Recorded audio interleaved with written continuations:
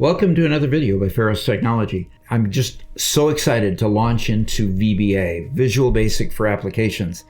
This short video is going to talk about the history of Visual Basic for Applications and set you up with some terminology that you'll need as you go forward. So let's get started. Hello, I'm Bill Gates, Chairman of Microsoft. This morning we announced our Visual Basic product, and one of the things I like about this is that it makes it possible for me, even with my limited time, to do fun Windows programming. The name Visual Basic is a source of endless confusion for people working with Microsoft products.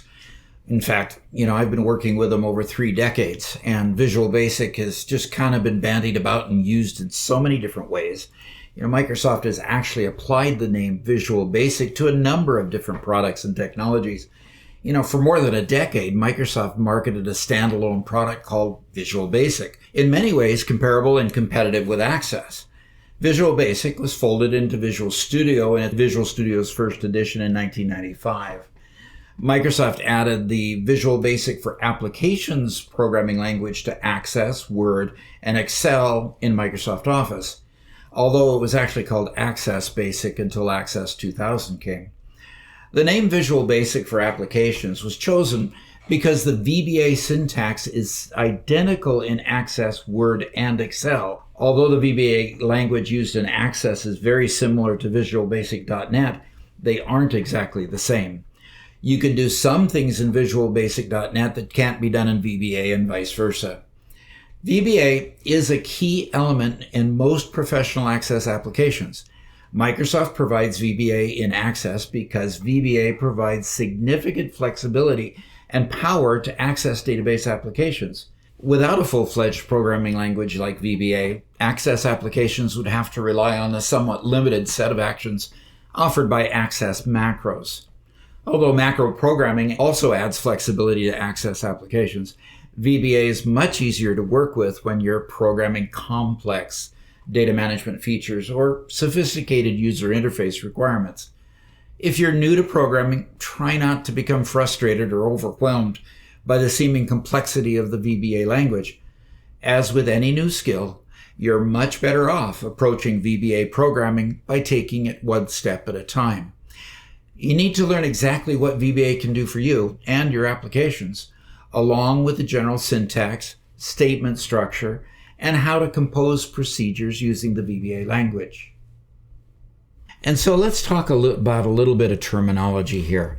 When we talk about Visual Basic for Applications, there are going to be some keywords.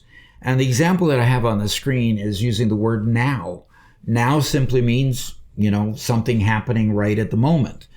In English, that's what it means. But in VBA, what it means is it assigns the date and time to any piece of code or statement that you want to assign the date and time to. So being a keyword, you have to avoid using it as the name of a variable within the rest of your application. There are other keywords that we'll come up with along the way, and I'll identify those as we continue to talk about those. The next one is a statement. A statement is a single VBA word or a combination of words that constitutes an instruction to be performed in a VBA engine. It's like a sentence in a paragraph, so to speak. So a statement is basically one bit of code that tells the computer what to do next.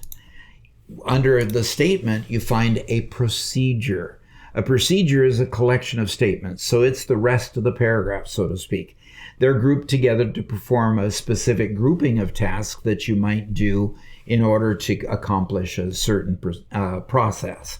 So you might write 3 small procedures that do various things, or you could put all 3 statements in one procedure.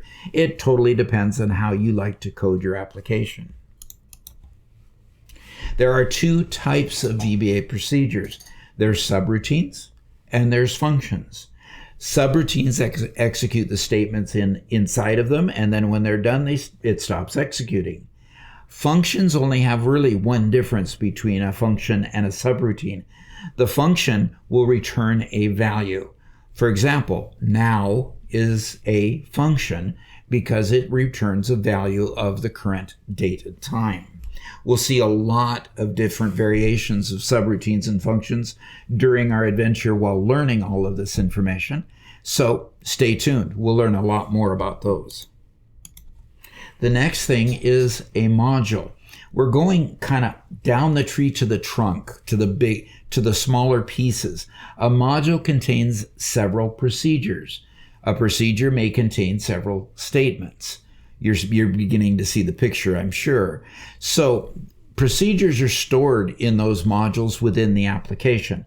You might have one or several modules. You might have a module that takes care of one aspect of your program, for example, or you might create a different module to create and support other procedures that handle a different portion of the application. In any case, each module usually is named an appropriate name so that it identifies what the particular module accomplishes. And you can more easily find the procedures and statements that you're looking for when you need to debug or you need to modify a particular part of your application.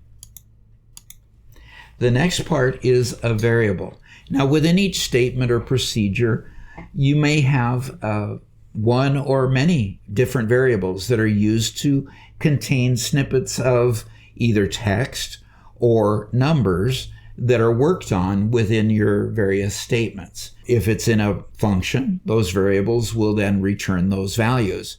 If it's just within a subroutine, those variables may indicate what record or what type of record or whether a value is large enough or small enough or various different things that need to be taken in consideration. You would store that information into a variable, and at the end of your procedure or the end of the module, whatever the end part of your execution of that process is, you may then deconstruct those variables and return those spaces of memory back to the application. So you have keywords, you have statements, you have procedures, modules, and variables. Those are the key parts in the foundation of beginning to learn Visual Basic for applications.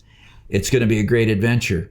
Come with me for other videos that follow this, and if you like what you see here, hit that like button, get it out to more people, and subscribe if you want to join me in the rest of our adventure exploring VBA.